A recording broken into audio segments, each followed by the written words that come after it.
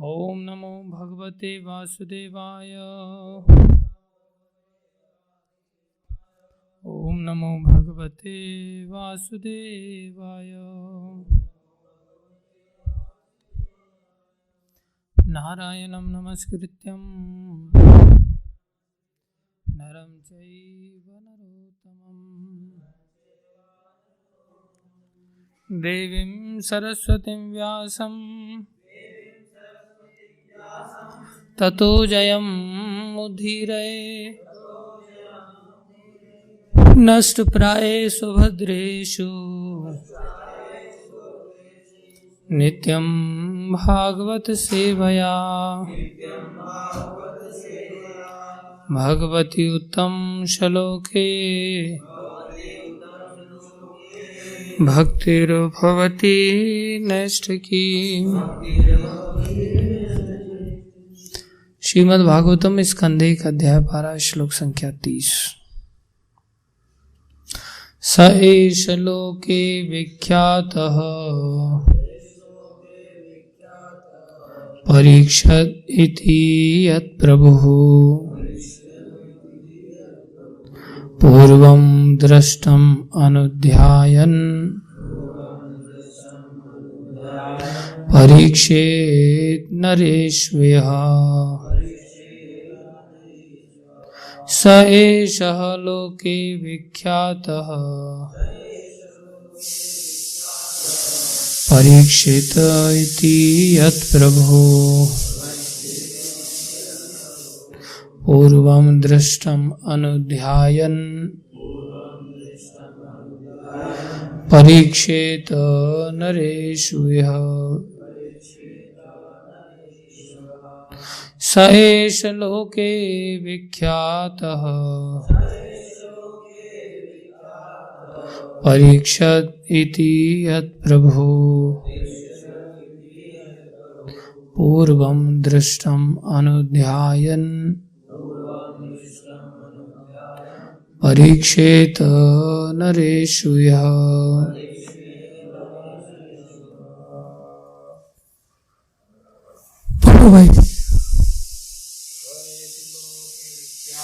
स एष लोके विख्यातः परीक्षित इति यत्प्रभुः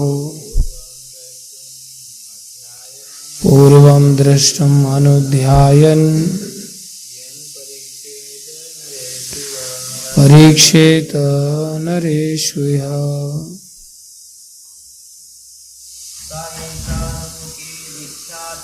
स एष लोके विख्यातः परीक्षेत इति यत्प्रभुः पूर्वं दृष्टम् अनुध्यायन् परीक्षेत नरेष्वेह। शब्दार्थ सह वह एषः इस लोके संसार में विख्यातः प्रसिद्ध परीक्षित परीक्षा लेने वाला इति इस प्रकार यत् जो प्रभु हे राजा पूर्वम पूर्व में दृष्टम देखा जा चुका अनुध्यायन निरंतर विचारा जाकर परीक्षित परीक्षा लेगा नरेशु प्रत्येक व्यक्ति की। यह यहाँ अनुवाद इस प्रकार, सब जोर से बोलो, इस प्रकार यह पुत्र संसार में परीक्षित अर्थात परीक्षक नाम से विख्यात होगा, क्योंकि यह उन व्यक्ति की अन्वेषणा करने हेतु समस्त मनुष्यों का परीक्षण करेगा जिन्हें इसने अपने जन्म के पूर्व देखा है। इस प्रकार यह निरंतर उनका अर्थात श्री भगवान का चिंतन करता रहेगा। तात्पर्य अर्चनीय वंदनीय प्रातः स्मरणीय श्रील प्रभुपाद जी द्वारा। श्रील प्रभुपाद की जय। पूछूंगा मैं, ध्यान से सुने सभी तात्पर्य। महाराज परीक्षित भाग्यशाली थे क्योंकि माता के गर्भ में रहते हुए ही उन पर श्री भगवान की छाप पड़ चुकी थी। अतः वे निरंतर श्री भगवान का चिंतन किया करते थे। एक बार यदि श्री भगवान के दिव्य रूप की छाप किसी के मन में स्थित हो जाए तो वह श्री भगवान को भुला ही नहीं भूल सकता। बालक परीक्षित गर्भ से बाहर आने के पश्चात प्रत्येक व्यक्ति की परीक्षा यह देखने हेतु करता रहता था कि कहीं यह व्यक्ति वही व्यक्ति तो नहीं है जिसे उसने गर्भ में सर्वप्रथम देखा था। लेकिन श्री भगवान के समान या उनसे बढ़कर आकर्षक कोई नहीं हो सकता। अतः वह बालक किसी को स्वीकार नहीं कर सका। लेकिन ऐसी परीक्षा के द्वारा श्री भगवान निरंतर उसके साथ रहे और इस प्रकार स्मरण के द्वारा महाराज परीक्षित श्री भगवान की भक्ति में सदैव संलग्न रहते। इस प्रसंग में श्री जीव गोस्वामी की टीका है कि यदि प्रत्येक बालक पर बचपन से ही श्री भगवान की छाप पड़ जाए, जैसे इस बालक के ऊपर छाप डालने का प्रयास चल रहा है, तो वह निश्चित रूप से महाराज परीक्षित की तरह भगवत भक्त बन सकता है। भले ही कोई महाराज परीक्षित की तरह इतना भाग्यशाली ना हो कि उसे माता की गर्भ में श्री भगवान के दर्शन हो लें, लेकिन यदि बालक के माता पिता चाहें तो वह ऐसा बन सकता है। इस प्रसंग में मैं अपना व्यावहारिक उदाहरण दे सकता हूँ। मेरे पिता श्री भगवान के शुद्ध भक्त थे और जब मैं 4-5 साल का था तब मेरे पिता ने मुझे राधा कृष्ण की एक युगल मूर्ति प्रदान की थी। इसके जैसे ही थे तभी प्रभुपाद जी को उनके पिताजी ने मूर्ति दे दी। इसके पास भी नरसिंह देव, और कौन है नरसिंह देव के साथ तेरे पास? हरि बोल भजारी। नरसिंह देव के साथ तेरे पास कौन है दूसरे? हरि बोल।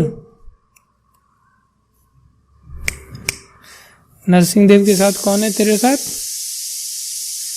कौन है? प्रभुपाद जी। हाँ बोल। इसके साथ नरसिंह देव के साथ बलराम जी हैं। कौन है? हरि बोल भजारी। भजारी ध्यान में डूब गया थोड़ा भी। प्रभुपाद जी लिख रहे हैं, तब मेरे पिता ने मुझे राधा कृष्ण की एक युगल मूर्ति प्रदान की थी। मैं खेल खेल में अपनी बहन के साथ इन विग्रहों की पूजा किया करता था और मैं निकट के राधा गोविंद देव मंदिर की पूजा विधि का अनुकरण किया करता था। निरंतर इस मंदिर में जाकर तथा वहाँ होने वाले उत्सवों का अपने खेल के विग्रहों के साथ अनुकरण करके मैंने श्री भगवान के प्रति सहज आकर्षण विकसित कर लिया। सहज आकर्षण।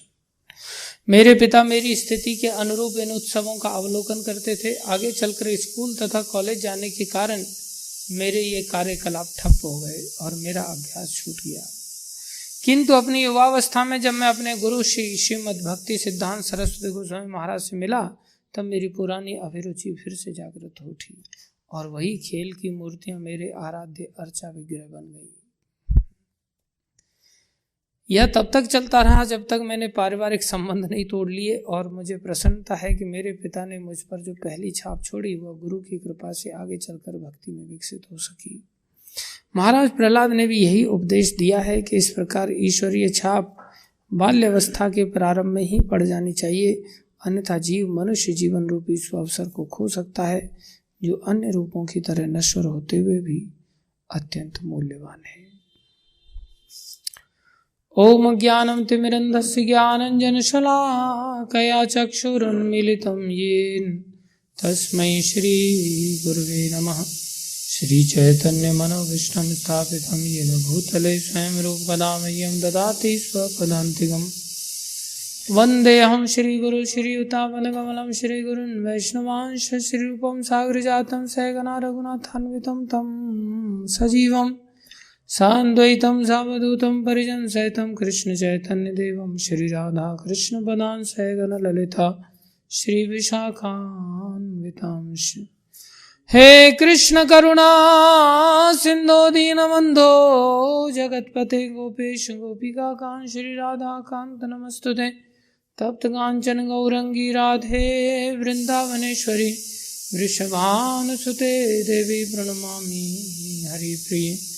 वाञ्छाकल्पतरुभ्यश्च कृपा सिन्धुभ्यैव च पतितानां पावनेभ्यो वैष्णवेभ्यो नमो नमः।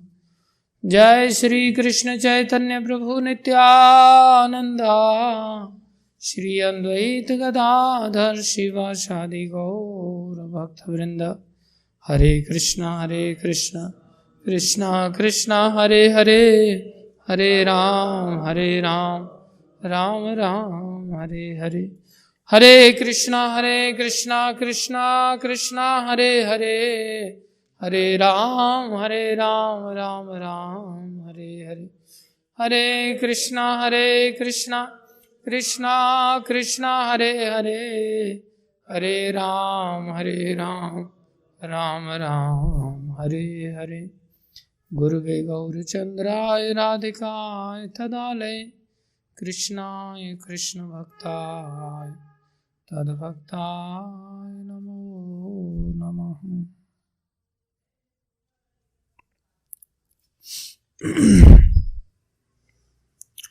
हरे कृष्णा। आप सभी भक्तों का हार्दिक अभिनंदन है, स्वागत है। गुरु वैष्णव की दया से जो कुछ कहे कृपा करके ध्यान से सुनो।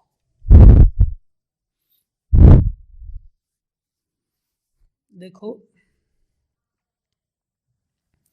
जैसा यहाँ परीक्षित महाराज के इस संदर्भ में प्रभुपाद जी वर्णन कर रहे हैं कि महाराज परीक्षित का नाम परीक्षक के नाम से पड़ा कि उन्होंने प्राय प्रत्येक मनुष्य का परीक्षण करने का प्रयास किया और देखने के बाद उनको लगता था कि इनमें से कोई भी वैसी सुंदरता नहीं रखता जिस पुरुष को उन्होंने गर्भ के अंदर देखा था। इससे पता चलता है कि भगवान की जो सुंदरता है, भगवान के जो षड ऐश्वर्य हैं, उनका संसार में कोई कंपैरिजन नहीं है, कोई तुलना नहीं है।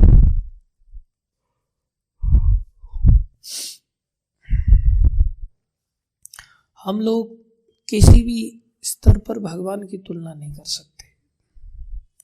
न यश में कर सकते हैं, न ऐश्वर्य में कर सकते हैं, न ज्ञान में कर सकते हैं, न शक्ति में कर सकते हैं, न वैराग्य में कर सकते हैं, न सौंदर्य में कर सकते हैं। ये षड ऐश्वर्य हैं। व्यर्थ में ही हम अपने आप में अहंकार करते हैं। संसार में वो अलग बात है कि जो छोटे समय के लिए सुंदरता प्राप्त होती है, थोड़े ही समय में बुढ़ापा भी आकर के घेर लेता है और सारी सुंदरता नष्ट हो जाती है। फिर भी थोड़े समय की जो जवानी की सुंदरता है या बालपन की सुंदरता है, उसमें काले से काला व्यक्ति भी अपना श्रृंगार आदि करके समाज में ऐंठता हुआ चलता है और दर्शाता है कि मैं बहुत सुंदर हूँ, और अपना फोटो देख देख करके भी खुश होता है। अपने फोटोओं का संग्रह करता है। व्हाट्सएप में आप देखेंगे लोगों के मोबाइल में खुद के फोटोज भरे पड़े रहते हैं और देखते में कितना सुंदर लग रहा था, है कि नहीं? तो ये जो वृत्ति है, ये ठीक वृत्ति नहीं है, ये अहं की वृत्ति है। उससे ममत्व पैदा होता है और हम संसार में फंस जाते हैं। सुंदरता है लेकिन भगवान के अंदर है। भगवान ही इन 6 भाग्यों के स्रोत है। अभी कोई अगर भक्ति करता है, कोई भगवान की शरण ग्रहण करता है, तो उसके पास भी ये 6 की 6 चीजें आ सकती हैं, क्योंकि मूल स्रोत किसके पास है? भगवान श्री कृष्ण के पास। वो सब चीजों के स्रोत है। जब उनके पास है तो भजन करने से 6 की 6 चीजें आएंगी, लेकिन प्राय हम भजन करते हुए देखे नहीं जाते। इसलिए जो है थोड़ी बहुत भी वो भी चली जाती है। वास्तव में व्यक्ति इधर उधर परिश्रम करता है ऐश्वर्य की प्राप्ति के लिए, इधर उधर परिश्रम करता है यश की प्राप्ति के लिए, इधर उधर परिश्रम करता है ज्ञान की प्राप्ति के लिए। सब की सब चीज़ें भगवान के अंतर्गत हैं और भगवान का आश्रय लेने मात्र से सब की सब चीज़ें उसके अंदर भी प्रवेश कर जाती हैं। इसके ज्वलंत उदाहरण प्रभुपाद जी थे। प्रभुपाद जी के साथ जितने भी पूर्ववर्ती आचार्य हुए सब के सब इसके ज्वलंत उदाहरण थे।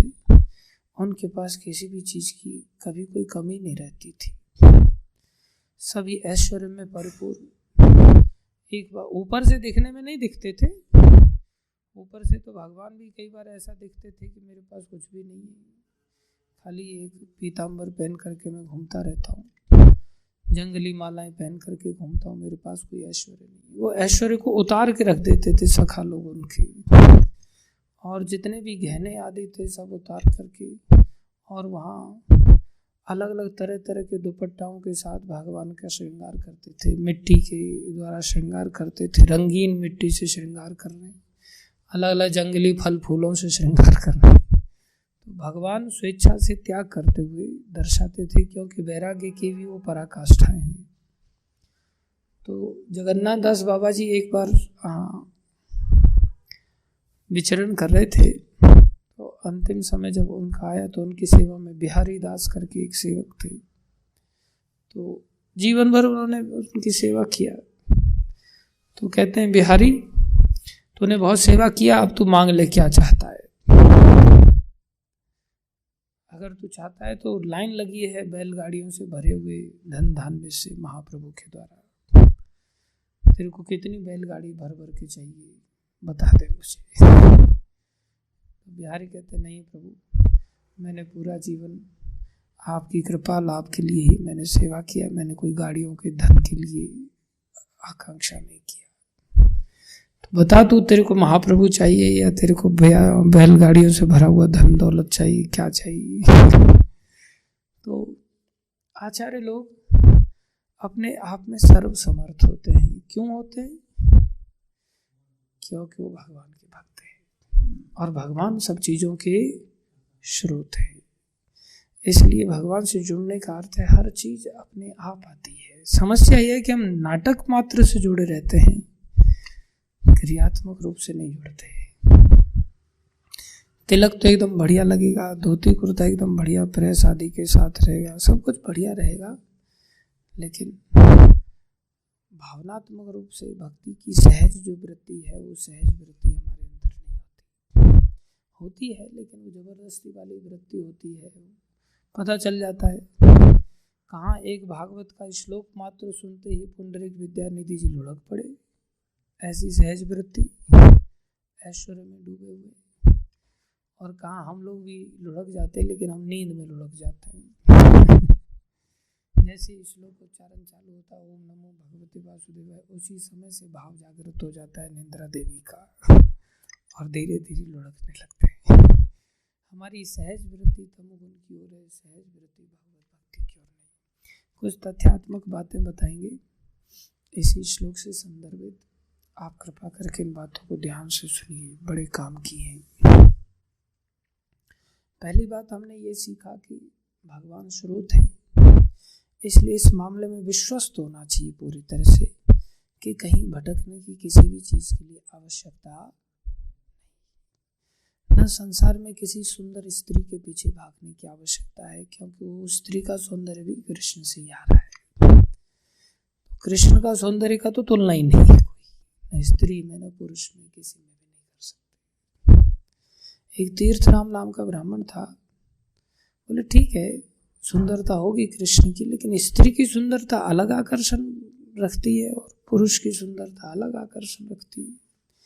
पुरुष की सुंदरता की ओर पुरुष आकर्षित थोड़ी हो सकता है, पुरुष की ओर तो स्त्री आकर्षित हो सकती है, स्त्री की ओर पुरुष आकर्षित हो सकता है। इसलिए आप हमें कृष्ण की सुंदरता के बारे में क्यों बता रहे हैं, और बता भी रहे हैं तो ठीक है, लेकिन हमें तो स्त्री की सुंदरता चाहिए, उसका आकर्षण हमें तृप्त करेगा नहीं। ऐसा तीर्थराम नाम का जो ब्राह्मण था वो ऐसा सोचता था, ब्राह्मण नहीं सेठ था, और उसके साथ कई सारी धन दौलत अपार था, उसके पास तो वेश्याएं रहती थी। तो उसको पता चला कि हमारे नगर में चैतन्य महाप्रभु आए हैं। तो जब पता चला तो चर्चा होने लगी, बहुत सुंदर है, बोले बहुत ही ज़्यादा सुंदर है। तो फिर पता चला वो सन्यासी भी हैं, फिर पता चला नवयुवक भी हैं। तो नवयुवक होकर के, सुंदर होकर के, सन्यासी होकर के, तो आपस में वेश्याएं थी तो चर्चा होने लगी। बोले कोई उसको मिली नहीं होगी सुंदर स्त्री, इसलिए क्या बन गया है, सन्यासी बन गया है। नारी मुई संपत्ति नाशी, मूड मुड़ाए भय सन्यासी। किसी ने उसको भाव नहीं दिया होगा, घास नहीं डाली होगी, इसलिए सन्यासी बन गया। तो सब लोग हाँ में हाँ मिलाने लग गए। फिर अंत में बोले चलो जाकर के देख के आते। महाप्रभु कीर्तन कर रहे थे सभा को लेकर के। तीर्थराम ब्राह्मण सेठ जाकर के बैठा तो देखता ही रह गया चैतन्य महाप्रभु को, ऐसी टकटकी लगा के देखता रह गया। जो उसके साथ वेश्याएं थी उनका आकर्षण भी महाप्रभु की ओर था, लेकिन सेठ का आकर्षण भी महाप्रभु की ओर। आपस में वार्ता उस प्रकार से वहां नहीं कर पा रहा है। तो ये वेश्याएं कहने लगी कि इसको कोई मिली नहीं होगी। वेश्याएं तो कुछ ज्यादा ही पतित थी, इसलिए वेश्याएं कह रही हैं देखो सुंदर तो है, लेकिन फिर भी मेरे को हमें लगता है कि इसको अभी तक कोई मिली नहीं, इसलिए सन्यासी बन गए। तो सेठ कहता है दिमाग खराब हो गया है, इतना सुंदर रूप है इनका कि कोई मिली नहीं होगी। स्त्री का आकर्षण होना तो अलग बात है, मैं पुरुष होकर के मैं आकर्षित होता जा रहा हूं, मैं खिंचा चला जा रहा हूं इनकी ओर।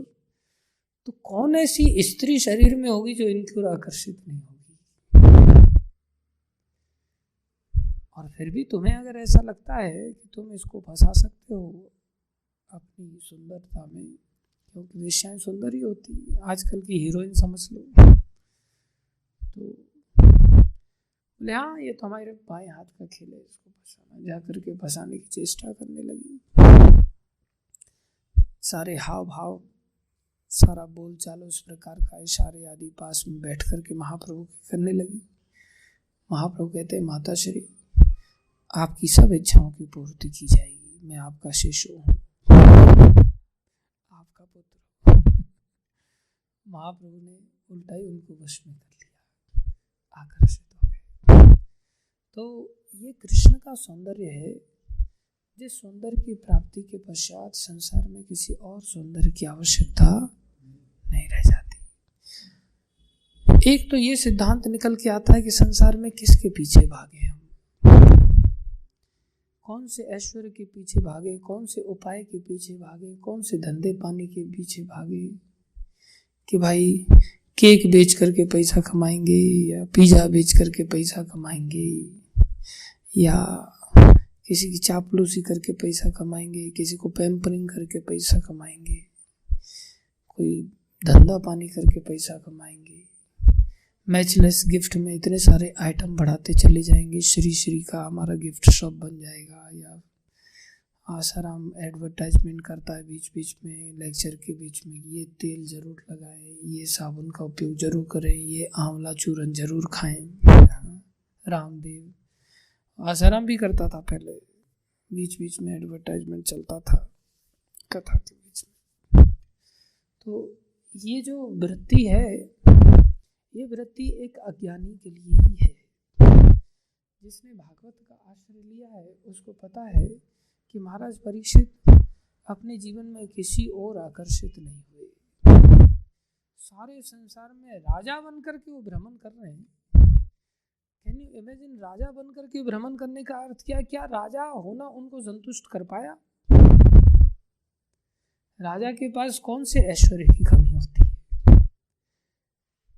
कोई कहे हाँ हम भी राजा बन जाएंगे तब हम भी भ्रमण करेंगे, नहीं। यहाँ से सीखना, राजा बनने के बाद भ्रमण करने, अर्थात अभी वो संतुष्ट नहीं है। राजा पने से भी संतुष्ट नहीं, किसी भी वस्तु से संतुष्ट नहीं। उन्हीं महाराज भगवान श्री कृष्ण का ध्यान कर रहे हैं, चिंतन कर रहे हैं, स्मरण कर रहे हैं। वो कौन थे जिन्होंने हमें ऐसे दिव्य दर्शन दिए थे? कहाँ मिलेंगे वो भगवान? तो एक तो हम ये ध्यान रखें कि अगर हम भगवान को छोड़ करके संसार में भटक रहे हैं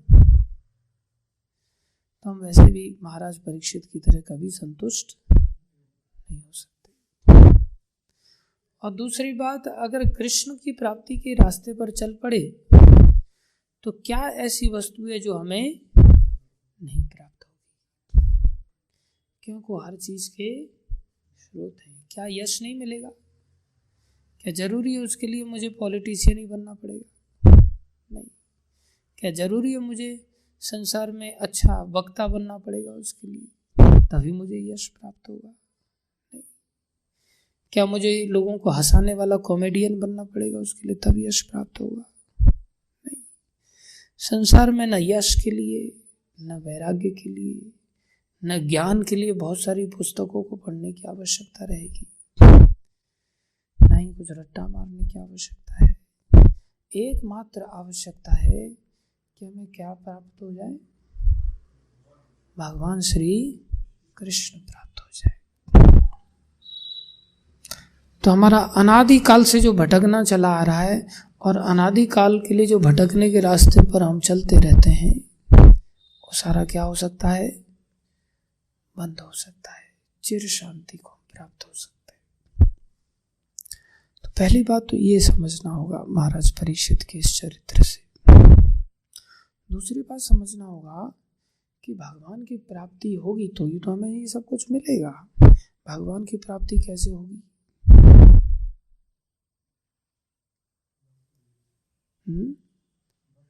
भक्त बनने से। भगवान की प्राप्ति का कोई दूसरा अल्टरनेट है ही नहीं। क्यों? पहली बात, भगवान स्वराट हैं, परम स्वतंत्र हैं। जब वो परम स्वतंत्र हैं अर्थात सर्वे सर्वा हैं, सबके स्वामी हैं, तो वो भगवान को क्या कोई अपनी ताकत से प्राप्त कर सकता है? नहीं कर सकता। वो तो उनकी दया है कि वो किसके ऊपर आकर्षित हो जाए, किसको रीझ जाए किसके ऊपर। कठोपनिषद में एक श्लोक आता है, नायम आत्मा प्रवचने न लभ्यो न मेधया न बहुना श्रुते। और भी आगे वर्णन कर रहे हैं, नहीं यशा यमेवेशम वृणुते तेन लभ्य। बोले भगवान प्रवचन के द्वारा नहीं प्राप्त हो सकते। बहुत बड़ा वक्ता बन जाए, बढ़िया बढ़िया उदाहरणों के साथ और तालियों के साथ गड़गड़ाहट गूंजने लग जाए, इतना बढ़िया प्रवचन देता है तो हो, इसको तो भगवान प्राप्ति होगी। बोले नहीं, नायम आत्मा प्रवचने न लभ्यो। तो कैसे मिलेंगे फिर? न मेधया, आपकी मेधावी अर्थात बुद्धि बड़ी शार्प है, परमार्थ मार्ग के प्रति ही आपकी बुद्धि बहुत शार्प रीति से काम करती है। टक टक टक टक टक टक टक टक आपके पास दिमाग एकदम बहुत स्पीड से चल रहा है। न मेधया, भगवान नहीं मिलेंगे। न बहुना श्रुति, किसी ने बहुत सारे शास्त्रों का श्रवण किया, अध्ययन किया, श्रुति शास्त्रों का, शास्त्रों को पढ़ लिया, भगवान को पा लेगा क्या? नहीं पा सकता। यम एवेश अर्थात वो किसको प्राप्त होते? यम एवेशम, जिसको वो वृणुते तेन लभ्य, जिसको वो वर्ण करेगा, जिसको वो खुद चुनेंगे, उसको वो प्राप्त हो जाएंगे। जिसको वो स्वयं चुनेंगे वो प्राप्त हो जाएंगे। वृणुते मतलब वर्ण करना। वर्ण करना मतलब जैसे एक स्त्री वरती है,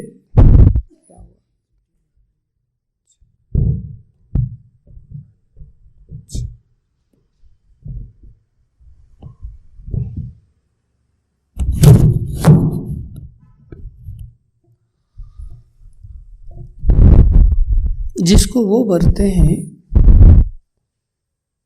वो व्यक्ति ही भगवान को प्राप्त कर सकता है, अपने प्रयास के द्वारा भगवान को प्राप्त नहीं कर सकता।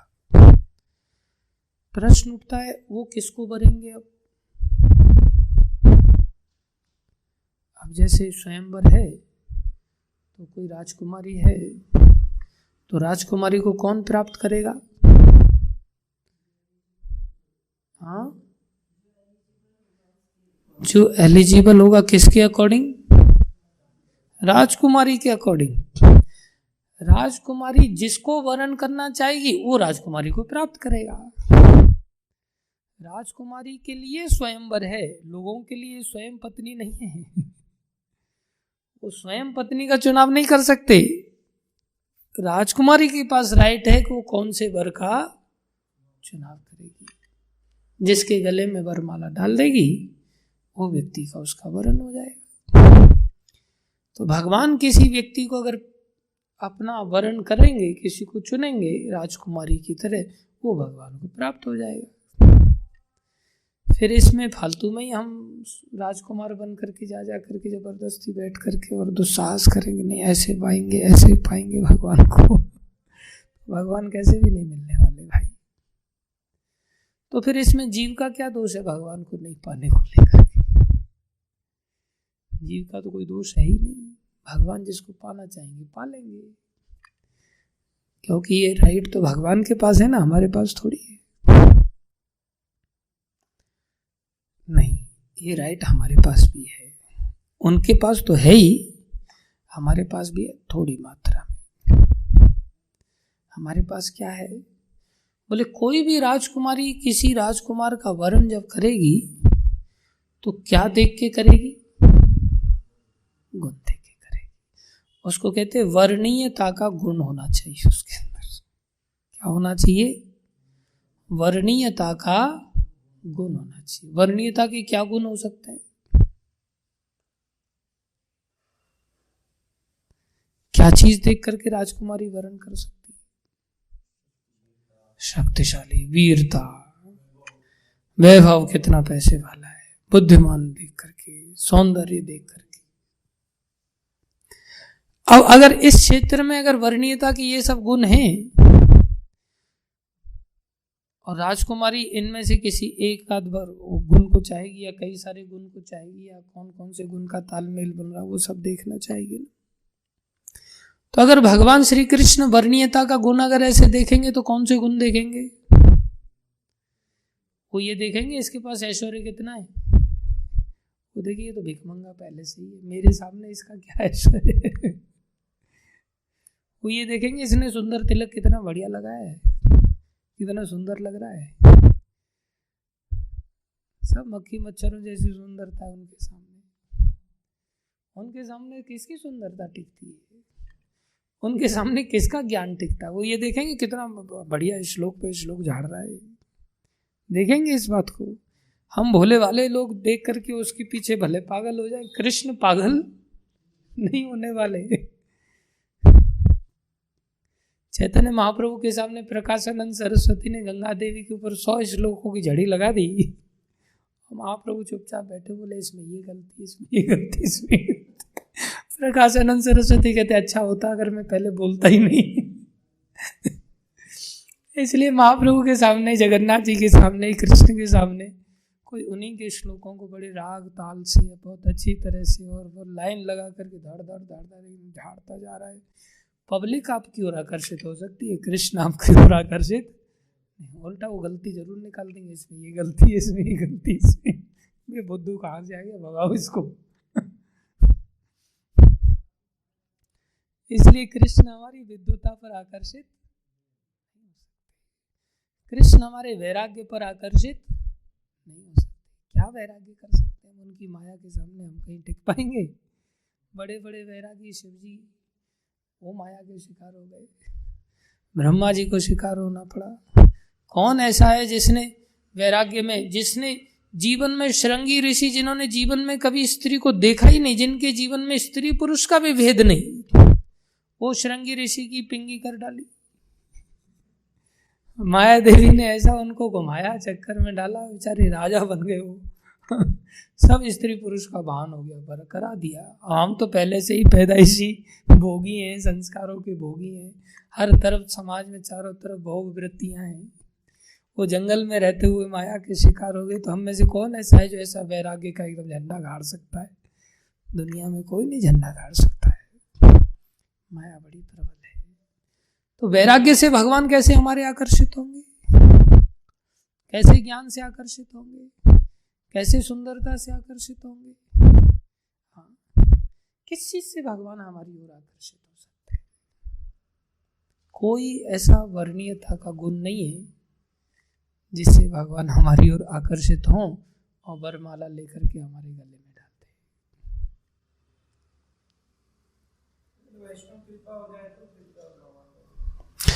हैं। एक ही गुण है जो भगवान ने घोषित किया है। भगवान कहते हैं भक्ति का गुण, जिसको भगवान ने स्वयं घोषणा किया दुर्वासा ऋषि के प्रसंग में, अहम भक्त पराधीन, मैं भक्तों के बिल्कुल अधीन हो जाता हूं। बहुत सुंदर प्रसंग है दुर्वासा ऋषि का, जहां भगवान इन श्लोकों की लाइन लगाते हैं और 5-6 श्लोक इतने सुंदर हैं कि एक का आधार एक, बहुत सुंदर है, अद्भुत है। उन श्लोकों का अगर दिमाग में कभी बैठ जाए तो बेड़ा पार हो जाए। तो भगवान घोषित कर रहे हैं कि मैं किसके अधीन हूं? भक्ति के। बस भक्त कौन है? जिसके हृदय में भक्ति है। भक्ति क्या है? सहज प्रेम। भक्ति क्या है? सहज प्रेम। सहज प्रेम है तो सहज सेवा है। सहज सेवा नहीं है तो सहज प्रेम। जहां नेचुरल प्रेम है, जहां सहज प्रेम है, वहां अपने आप सहज सेवा है। ये क्या है? भक्ति है। ये क्या है? भक्ति है। अगर ऐसी भक्ति किसी के हृदय में आ गई, फिर चाहे वो कुरूप है, उनकी नजर में सभी कुरूप हैं। उनकी नजर में सब भिखमंगे हैं, धन दौलत कुछ है नहीं। उनकी नजर में सब बुद्धू हैं, मूर्ख हैं। अगर भक्ति आ गई, सहज प्रेम आ गया। मिला श्लोक 9वें स्कंद का? मेरे को ही दे दे, मैं ही बोलता हूँ।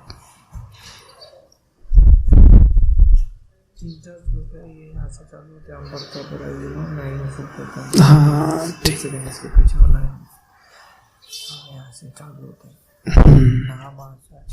9वें स्कंद का 4थे अध्याय का 63वां श्लोक है।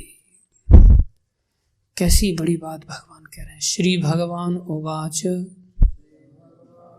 हमेशा के लिए आप सब लोग भी और भगवान की कृपा से, प्रभुपाद कृपा से मैं भी प्रयास करूं कि इस बात को सदा सदा के लिए याद रखें।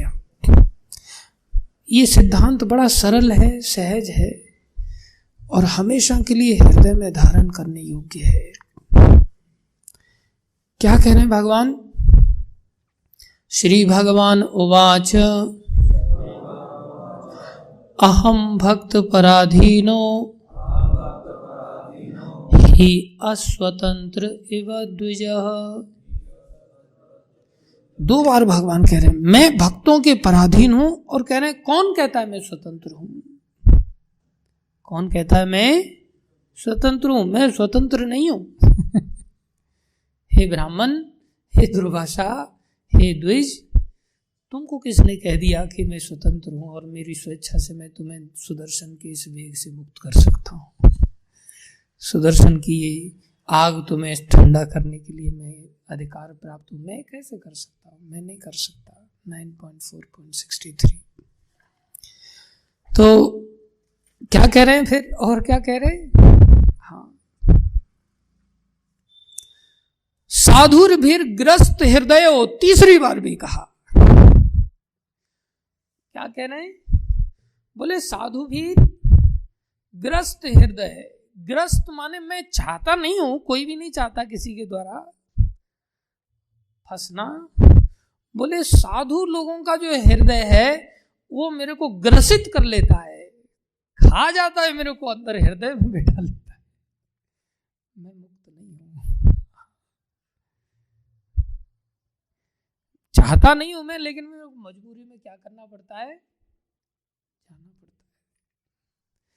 है। अहम भक्त पराधीनो और ही अस्वतंत्र इव द्विज, मैं स्वतंत्र हूं, नहीं हूं।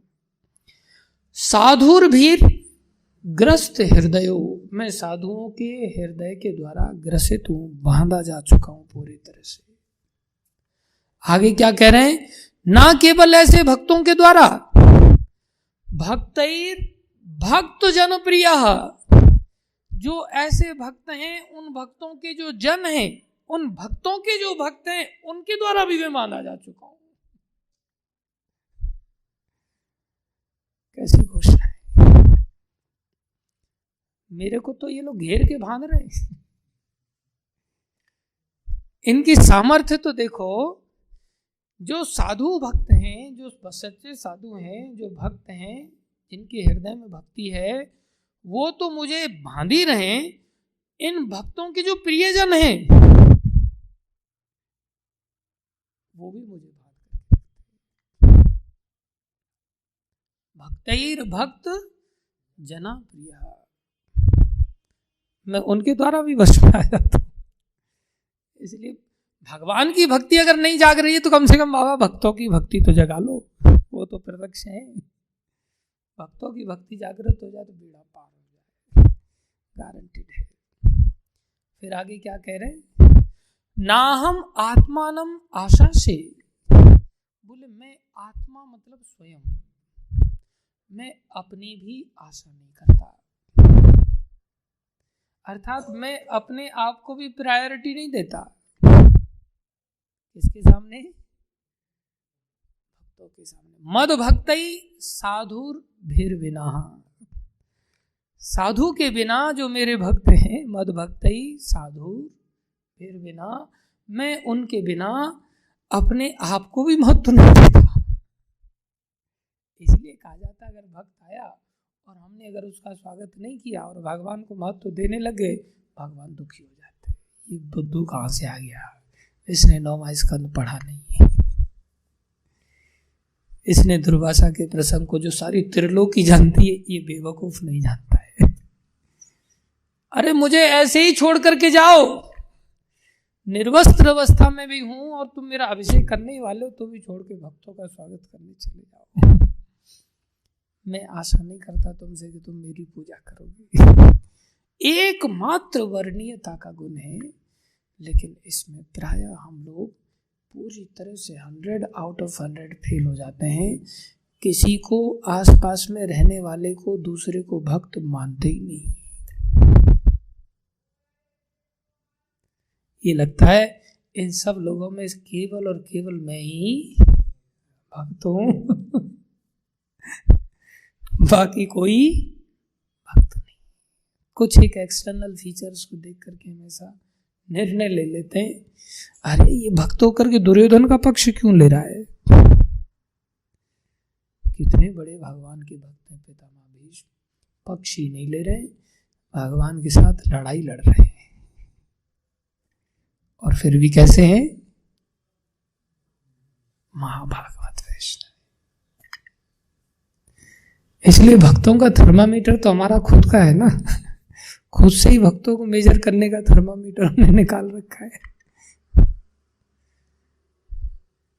किसी भी परिस्थिति में ये विभीषण कैसे भक्तों से लंका में रह रहा है, ये भालू कैसे भक्त हो सकता है, तो जामवंत जी। एक बंदर कैसे भक्त हो सकता है, तो हनुमान जी। बंदर क्या, भालू क्या, कुत्ता क्या, कोई भी जीव मात्र भक्त हो सकता है। इसलिए इस थर्मामीटर को उखाड़ करके फेंकना चाहिए, जो हमारा खुद का सेल्फ जनरेटेड थर्मामीटर है। माला है, तिलक है, ये कर रहा है, ऐसा कर रहा है, वैसा कर रहा है, तो भक्त है, नहीं तो भक्त नहीं। प्रभुपाद जी सबका सम्मान करते थे, हम तो भक्तों का भी सम्मान नहीं कर सकते। दोष लिस्ट निकाल देंगे फटाफट। भगवान कह रहे ना हम आत्मानम आशा से मद भक्तिर साधुर्भिर बिना श्रियम च अत्यंत किम ब्रह्मन। बोले भैया श्रियम अर्थात लक्ष्मी जी जो ऐश्वर्य की देवी है, च अत्यंत किम ब्राह्मण ए ब्राह्मण, मैं उनका भी आकांक्षा नहीं करता, उनको भी त्याग देता हूं। लक्ष्मी का त्याग कर देते हैं जिनसे बड़ी कोई सती स्त्री नहीं है। सती स्त्री भी अपने पति को बांध लेती है, लेकिन भगवान क्या कह रहे, मैं उनको भी त्याग देता हूं। किनको? किसके लिए? ये शाम गतिर अहम परा, जिनकी गति मैं हूं। कैसे भक्तों के लिए मैं ऐसा करता हूं? जिनकी गति मैं हूं। अब कोई भी व्यक्ति मेरे जैसा बुद्धू तो कहने के लिए हमेशा तैयार रहता है हमारी गति तो कृष्ण ही है, कृष्ण ने हमें वरण कर लिया है और हम भक्त हैं। फिर अंदर ये तूफान क्यों उठ रहे हैं फिर संसार में अलग अलग चीजों को देख देख करके? गति अगर परा है तो उसका अगले श्लोक में वर्णन कर रहे हैं किसकी गति परा है। ये जिनके अंदर कोई भी घोषणा न कर दे, इसलिए क्लियर कर दे रहे, ये दारागार पुत्राप्तान, जिन्होंने स्त्री का आगार मकान दुकान, पुत्र संतान आदि, आप्त परिवारीजन, प्राणान अपने प्राणों की भी चिंता नहीं की कि मुझे आज रोटी नहीं मिली इसलिए मैं जा रहा हूँ, मुझे आज घी नहीं मिला इसलिए मैं जा रहा हूँ, मेरे हिस्से का दूध वो पी गया इसलिए मैं जा रहा हूँ। बोले ये दारागार पुत्र आप्तान प्राणान, यहां तो लौट लौट करके चले जाते हैं, यहां मेरी पत्नी कैसी है। कोई आदमी को कहा जाए भाई तुम्हारी गति कृष्ण, बोला अरे क्या गति कृष्ण को बुलाने, जो पत्नी के साथ मीठी मीठी बातें करते हैं, जो आनंद है, जो संस्कार है, वो भगवान के साथ ऐसा कैसे आनंद लिया जा सकता। छोड़ो सब, छोटी बहुत थोड़ी बहुत देर के लिए ठीक है, बाकी गप्पे शप्पे संसार में पत्नी के साथ लड़ाते हैं, गर्लफ्रेंड के साथ थोड़ी वार्ता कर लेते हैं व्हाट्सएप पर, इधर तिकड़म लगाते हैं उधर तिकड़म लगाते हैं, यश मान प्रतिष्ठा को गति बना लेते हैं, गई भैंस पानी में। भगवान करे जाओ फिर। ये दारागार पुत्राप्तान प्राणाम वित्तम एवं परम, संपत्ति आदि ये जितनी भी चीजें हैं हित्वा, इन सबको जो छोड़ देता है, माम शरणम याता, और मेरी शरण में दौड़ा चला आता है। कथम, कैसे उसका मैं क्या करूं, ताम त्यक्तम उत्साहे, मैं किस प्रकार उत्साहित हो सकता हूं भाई ऐसे लोगों को छोड़ने का। ब्राह्मण, अरे ब्राह्मण दुर्भाषा, मैं ऐसे व्यक्ति जो महाराज अम्बरीश हैं, मैं कैसे उनको छोड़ दूं, तुम ही बताओ जरा। जिन्होंने मेरे लिए पत्नी को छोड़ा, जिन्होंने मकान को छोड़ा, जिन्होंने मेरे लिए प्राण तक छोड़ने के लिए बिल्कुल हाथ जोड़ करके खड़े हैं, तुम्हारी कृत्या से भयभीत नहीं हुए, कोई नहीं, जैसे कृष्ण रखे वैसे ही ठीक है। तो भला मैं ऐसे लोगों को कथम ताम त्यक्तुम उत्साही, कैसे उनको छोड़ने के लिए उत्साहित हो सकता हूं। आगे कह रहे हैं मई निर्बद्ध हृदया, हाँ कैसी बड़ी बात, वही बात बता रहे जिसके वरण की बात यहां आई। मई निर्बद्ध हृदया, ये जो साधवा, जो साधु हैं, ये क्या करते हैं, मेरे को हृदय में बांध लेते हैं। मई निर्बद्ध हृदया, कैसे साधु, समदर्शना, समदर्शी, वशे कुर्वन्ति माम, कितनी बार भगवान घोषणा कर रहे हैं, वशे कुर्वन्ति माम, मेरे को बिल्कुल वशीभूत कर लेते हैं। कैसे वशीभूत कर लेते हैं? भक्त्या, भक्ति के द्वारा। कौन सी भक्ति के द्वारा? सस्त्रियः, सत स्त्रियः, जैसे एक स्त्री, कौन सी स्त्री? सत स्त्री, सच्ची स्त्री, सत्य, हाँ, जिसको कहते सती स्त्री। सत स्त्रिया सतपथिम यथा, अर्थात कोई अगर सच्चा पति होगा, सतपति को ही सत स्त्री वश में कर सकती है। अगर भोगी पति है तो सत स्त्री कैसे वश में लाएगी उसको अपने गुणों से? तो उसके अंदर तो भोग के गुण पाए नहीं जाते। सत स्त्री सतपति को अपने गुणों के द्वारा जैसे वश में कर लेती है, भगवान कर बिल्कुल वैसे ही भक्त मुझे ऐसे ही वश में कर लेते हैं, एकदम से ऐसे ही वश में कर लेते हैं। तो कृष्ण सतपति हैं या नहीं है, उसमें तो कोई संदेह होता ही नहीं। वो कृष्ण सतपति और हमारे वश में नहीं आ रहे, इसका मतलब हम सत स्त्री नहीं। हमारे अंदर वो वर्णीयता का गुण नहीं। क्या है वो गुण? भक्त्या। क्या है? कुछ भी नहीं है। कृष्ण को पाना एक विवाह जैसा है बस। कृष्ण को पाना मतलब स्वयंवर जैसा है। और कृष्ण ऐसा नहीं कि केवल एक ही पत्नी व्रतधारी है। कृष्ण तो लाइन लगाने के लिए तैयार बैठे रहते हैं। हर व्यक्ति का वर्ण करने के लिए, हर आत्मा का वर्ण करने के लिए वो रो रहे, तैयार है। ये दिल मांगे मोर, वो तो इतना चाहते हैं। लेकिन हम जैसी भोगी स्त्रियां भगवान की वर्णीयता के गुण को नहीं धारण कर सकते। भक्त्या, सहज भक्ति अगर है, भक्त्या मतलब प्रेममयी सेवा। कैसी सेवा? प्रेममयी सेवा। मतलब प्रेम मतलब सहज रूप से, उसको कहना नहीं पड़ता। सहज सेवा अगर हमारे अंदर है तो भाई भक्ति है। ये बालपन से अगर ऐसे संस्कार डाल दिए जाए। अब हो क्या गया हमारे साथ? सहज संसार में प्रीति हो गई है, विषयों में प्रीति हो गई है, शरीर में प्रीति हो गई है, मान प्रतिष्ठा में प्रीति, सहज प्रीति है, सहज सेवा का सौभाग्य नहीं। इसलिए बालपन से अगर किसी को सौभाग्य मिल जाए, उसका क्या कहना, अगर नहीं मिला है तो लंबे समय तक भक्तों के साथ उसको अपना सानिध्य पाना पड़ेगा। लंबे समय तक वैदिक भक्ति का आश्रय लेना पड़ेगा, अनुशासनात्मक वृत्ति को अपनाना पड़ेगा। प्रभुपाद जी पहले से ही भयानक बीमार हैं। प्रभुपाद जी कहते हैं somebody cannot chant even 16 rounds per day, he is spiritually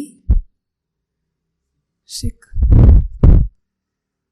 सहज व्यक्ति की, स्वस्थ व्यक्ति की इच्छा होती है सहज में कि भाई मेरे को भोजन करना है। जो स्वस्थ नहीं उसको अच्छा नहीं लगेगा। इसलिए स्वास्थ्य लाभ करने के लिए वैदिक भक्ति के जो उपदेश हैं, मरते गिर के कैसे भी कर करा करके, हमारा ऐसा सौभाग्य नहीं था कि बचपन से हमें प्रभुपाद जी की तरह माता पिता प्राप्त हो जाते। ऐसी स्थिति से अगर कभी थोड़े समय भटक भी जाते हैं ना, और फिर से अगर कभी प्रामाणिक भक्तों का संग मिल जाता है, एकदम से जागृत हो जाती है भक्ति। प्रभुपाद जी उदाहरण दे रहे हैं, बोले पढ़ाई लिखाई करने गया मैं, सब चौपट हो गया, ठप पड़ गया। और जैसे ही भक्ति सिद्धांत महाराज मिले, एकदम से बोले सहज वृत्ति जागृत हो गई मेरी। हमारे साथ उल्टा होता है। हमारी सहज वृत्ति विषय भोगों की है। कभी थोड़ी देर भक्तों का सानिध्य मिलता है, और जैसे ही दाएं बाएं गए, मोबाइल आदि का संग मिला, कुसंग मिला, फिर वही वृत्ति पुरानी जागृत हो जाती है। प्रभुपाद जी ने जब प्रचार प्रसार किया, वो सब लोग शेव्ड हेड वगैरह रख करके सब जीवन जीने लगे। थोड़े समय बाद फिर उनके बाल निकलने करके आने लग गए, फिर वो बालों को लंबा करने लग गए। प्रभुपाद जी कहने लगे, don't make yourselves again hippies, don't repeat your old habits. Prabhupada ji ने झाड़ा और विनम्रता पूर्वक प्रभुपाद जी ने प्रार्थना की, इट्स माय हम्बल रिक्वेस्ट। बालों को बोले बना लिया करो, है कि नहीं। कपिल मुनि प्रभुपाद जी पढ़ के, महाराज पढ़ के सुना रहे थे एक दिन प्रभुपाद जी का निवेदन, जो कोट से उसमें से लिखा था कि बालों को मत बढ़ाओ भाई, फिर से हिप्पी मत बनाओ। लेकिन हमें कोई परवाह नहीं होती, हमारी वही वृत्ति फिर से जागृत हो जाती है और फिर से हम सिद्ध बन जाते हैं विषयों की। जैसा पहले जीवन जीते थे वैसे ही जीवन जीने के लिए प्रेरित हो जाते हैं। और भी बहुत सारी बातें प्रभुपाद जी ने बताया। सार रूप में हम यही समझें कि हम भगवान के सामने कोई कलाबाजी ना दिखाएं।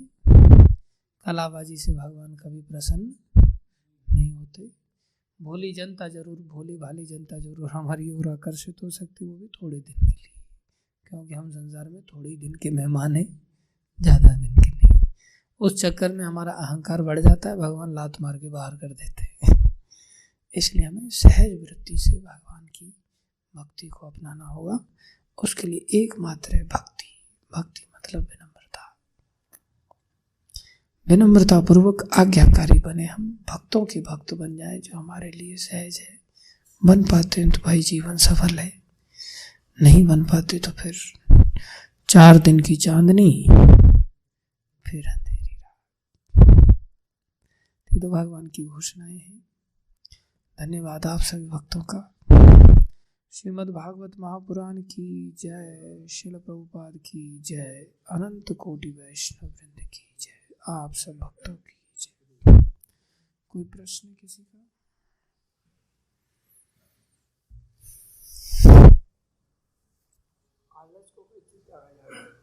हाँ, आलस्य को जब तक नहीं त्यागा जा सकता, जब तक हम शारीरिक स्तर पर हैं, आत्मा के स्तर पर आने मात्र से ही आलस्य का त्याग होगा। और आत्मा का स्तर हमें है ही नहीं नेचुरली, तो आएगा कहाँ से? आएगा वैदिक भक्ति का आश्रय लेने से। जब हम महिमा श्रवण करेंगे भक्तों की, तब हम भक्तों की आज्ञाकारी बनेंगे। जब आज्ञाकारी बनेंगे, श्रद्धा उत्पन्न होगी तो भय उत्पन्न हो जाएगा उनसे। जब तक भय नहीं है तब तक हम समकक्षी बन करके जीवन जीते हैं, तो फिर आज्ञाकारी नहीं बन पाते। तो भक्तों की महिमा को हम जितना अधिक हो सके उतना श्रवण करें, और उसके द्वारा ही हम आज्ञाकारी बन सकते हैं। नेचुरली हम इतने सहज रूप से नहीं बन सकते। इसको भगवान ने गीता में बताया। अगर कोई भक्ति, ये सब भक्ति के लक्षण हैं, अगर ऐसा नहीं पालन हो पा रहा है तो बोले ऐसा करो, ऐसा नहीं कर पा रहे हो तो ऐसा करो, ऐसा नहीं कर पा रहे हो तो ऐसा करो। 12वें अध्याय में भगवान बता रहे हैं। अगर नहीं है तो बोले अभ्यास करो, अभ्यास भी नहीं है तो फिर ऐसा करो, ये भी नहीं है तो ऐसा करो। स्टेप बाय स्टेप भगवान ने सारी बातें बताई। हम अच्छी चीजों को प्रोक्रास्टिनेट कर जाते हैं, बाद में कर लेंगे। दीर्घ सूत्री तमोगुनी है ना, तमोगुण में आ नहीं जाते। तमोगुनी बाय डिफॉल्ट है पहले से ही। हाँ, तमोगुनी वृत्ति है। तमोगुनी है तो तमोगुनी वृत्ति रहेगी ना। सतोगुनी बनने के लिए क्रियात्मक रूप से कुछ करना पड़ेगा, जो गीता में भगवान बता रहे हैं। इसलिए भक्तों के साथ उठना बैठना, अभ्यास करना, प्रयास किया जा सकता है। सब नहीं कर पाएंगे, अलग अलग लोगों की ग्राहकता है, उस आधार पर सब अलग अलग मात्रा में कर पाएंगे। मौका सबके लिए है। अच्छा प्रश्न है। गीता में भगवान कह रहे हैं मामे भी ये प्रपद्यन्ते माया एताम तरद्यते, मेरी शरण में आ जाओ, माया को जीत जाओगे। तो भगवान की शरण में आने का मतलब है भक्तों की शरण में आना। भक्तों की शरण में आने का मतलब है भक्तों की आज्ञा का पालन करना। तो ये एकदम से नहीं होगा, धीरे धीरे होगा। भक्तों की आज्ञा पालन क्यों करें? भक्तों के पास ऐसा क्या है तो उसके लिए भक्तों की महिमा जब भागवत आदि से श्रवण करेंगे तब पता चलेगा कि भक्तों की आज्ञा पालन